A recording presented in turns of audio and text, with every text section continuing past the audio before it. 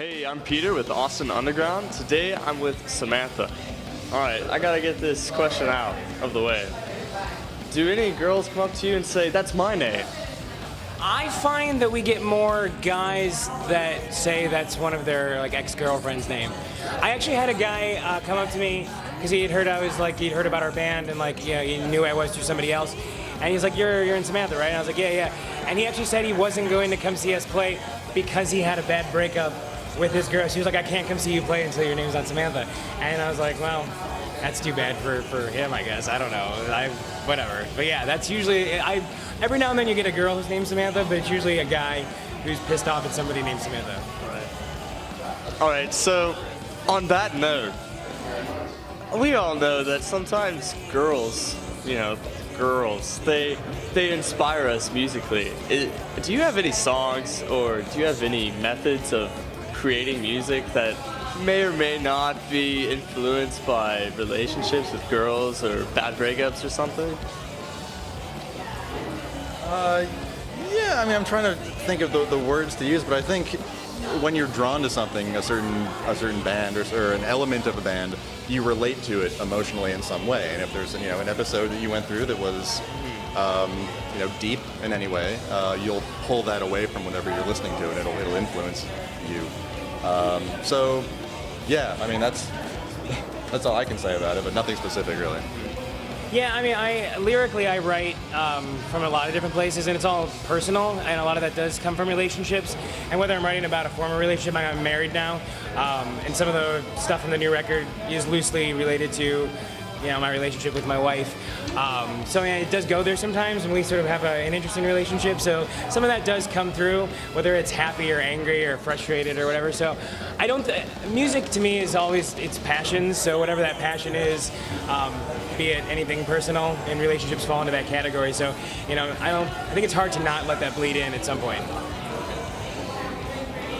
All right, so right now your band's name is Samantha. It'll probably stay that way. But if you were to change it to any other girl's name, what would you call it? It probably wouldn't be Amanda or Sarah. It's true. It's true. My wife's name is Sarah. His girlfriend's name is Amanda. It's funny. When I was naming the band, there was two names that I was sort of between that sort of I think did the same or evoked the same response that I was trying to get. So I guess Jessica was the other one.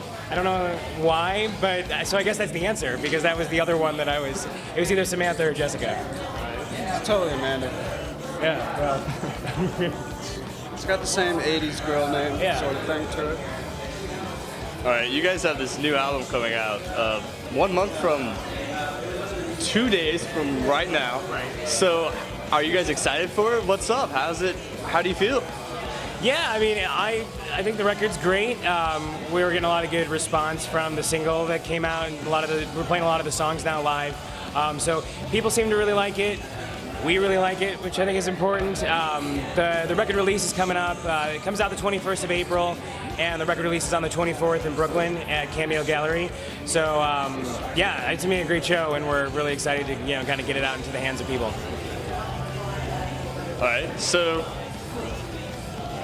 is there going to be a tour that is along with this album release? Yeah, we're doing the South by thing now, and we go back and we do the record release in New York and a couple other shows there as well before we head out. A couple of pop-offs on the East Coast, and then we're right now working on the Midwest tour for the summer.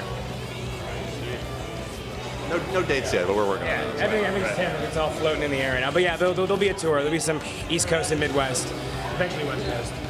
All right, do you guys have any plans for a third album? Not as far as the next full length. We're actually writing now the music for the EP to follow up. So we kind of want that to come out hot on the tails of Hourglass.